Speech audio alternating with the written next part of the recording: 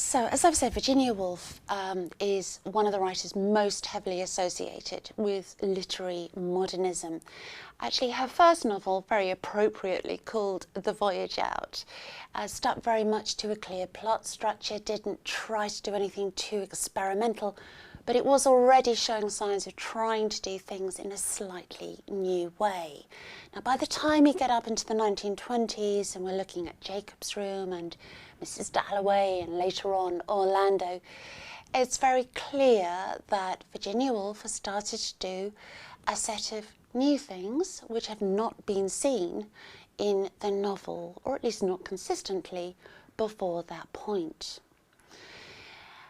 So this is hardly surprising, given the very progressive intellectual atmosphere that she was living in Bloomsbury, and all the conversations she was having, in particular about psychoanalysis.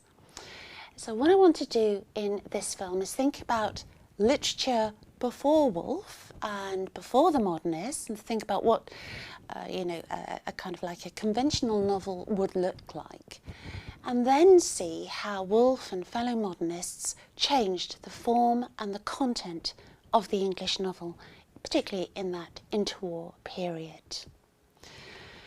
Now, when I think about literary modernism, the first thing I think about is a shift in narrative position. That's absolutely crucial. If you think for a moment about a novel by Charles Dickens, okay, so one of those kind of like Victorian classic realist texts.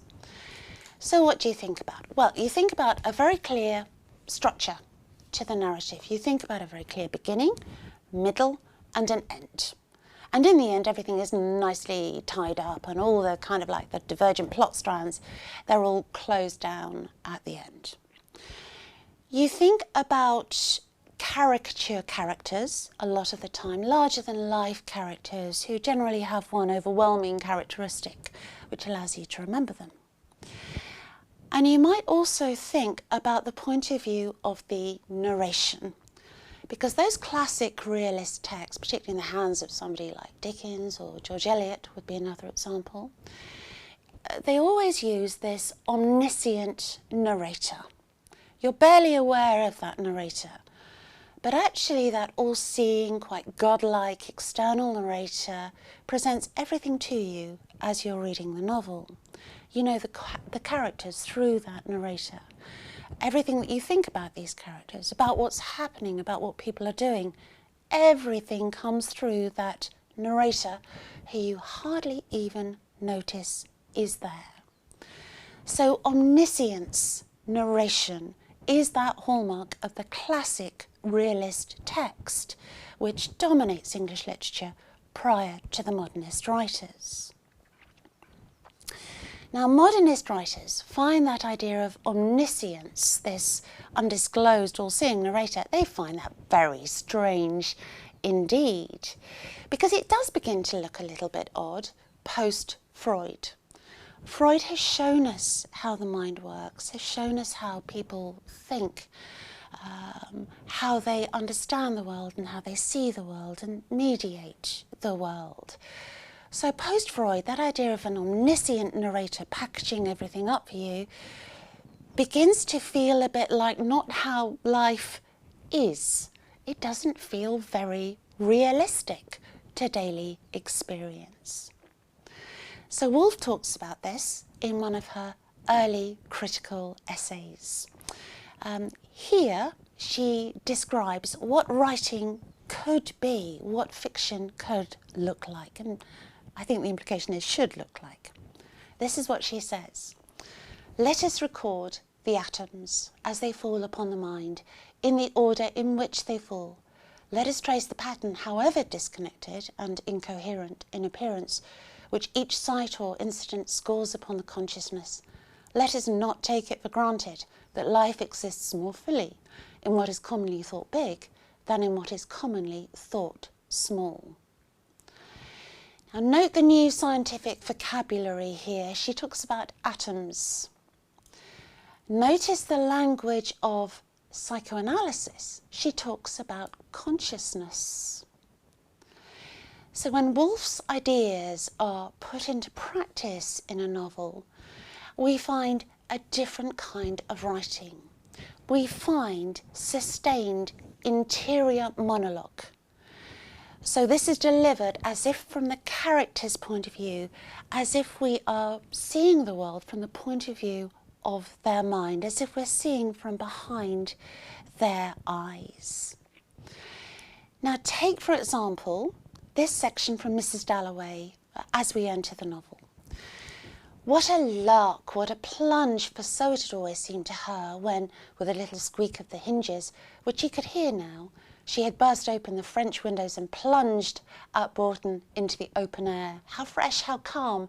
Stiller than this, of course, the air was in the early morning, like the flap of a wave, the kiss of a wave, chill and sharp, and yet, for a girl of 18, as she was then, solemn, feeling as she did standing there at the open window that something awful was about to happen, looking at the flowers, at the trees and the smoke winding off them and the rooks rising, falling, standing and looking until Peter Walsh said, musing among the vegetables, "Was that it? I prefer men to cauliflowers. Was that it?" He must have said it at breakfast one morning when she had gone out onto the terrace. Peter Walsh. He'd be back from India one of these days, June or July, she forgot which.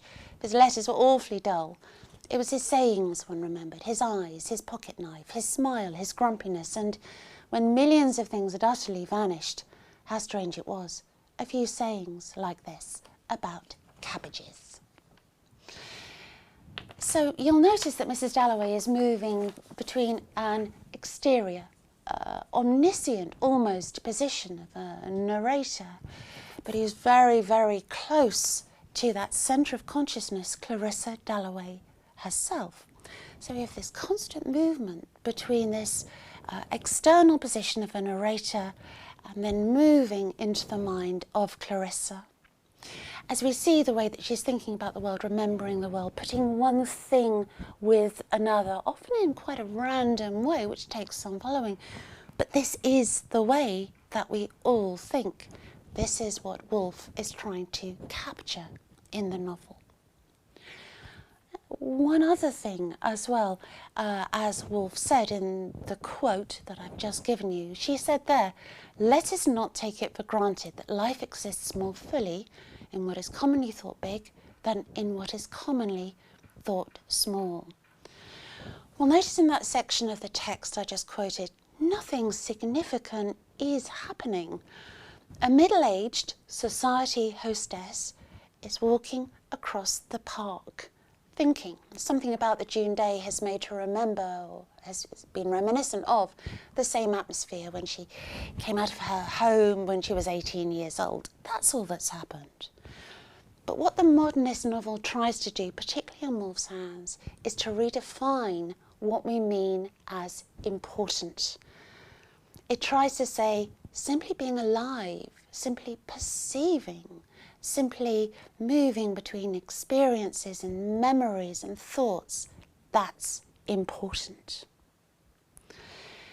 So literary modernism, particularly in Woolf's Hands, involves 2 or 3 main tactics. First of all, it crawls into the mind and it looks at that ordinary mind on an ordinary day as it encounters the world. The perspective is usually mediated by an external narrator, and there's constant movement between that narrator and the character.